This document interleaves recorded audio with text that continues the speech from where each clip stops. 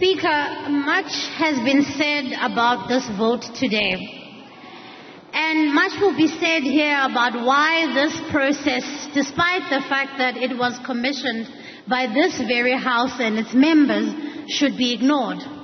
However, not much will be said about what this vote is not about. This vote is not about impeaching the president.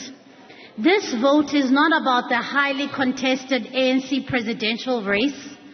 This vote is not about where the political lines are drawn and who's politically aligned to who. This vote is about accountability. This vote is about the Constitution that we all swore to uphold and the commitment that we made to South Africans to be lawmakers who respect the rules of this House and, by extension, the people who sent us here.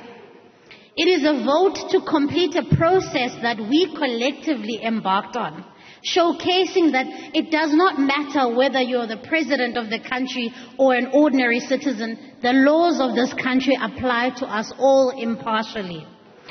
It is a vote to afford the president an opportunity to have the truth uncovered, an opportunity an innocent person would grab with both hands. To deliberately make this vote about the president and not about the principle of fairness and the rule of law is simply dishonest. It is undoubtable that crimes were committed on the president's Phala Phala farm and state resources were abused. It is also evident that this did not begin and end with the president, and that an entire network of government players and ministers are possibly implicated, especially judging by Minister Lamula's very spirited defense of the president this afternoon. To vote against the recommendations of this panel is to send a strong message to the people of South Africa that you only have to be politically connected to be insulated from accountability. This is not the first time a choice like this has been faced by this House.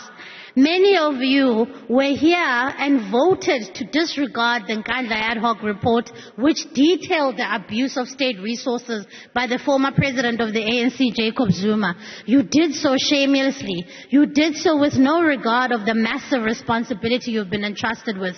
You did so in spite of the fact that South Africans deserved more from you. You chose party over country, and today you will make the same choice again.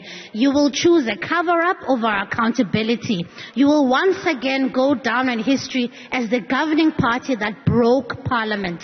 This is a big moment that will be recorded in history so that years from now, people will read about the disdain with which you treated this House. Those who will vote for what is right and not what is politically expedient today will be voting to restore the credibility of this House. And one day, when your children ask you what you did in big moments of our democracy, may you be courageous enough then to admit that you stood firmly on the wrong side of history.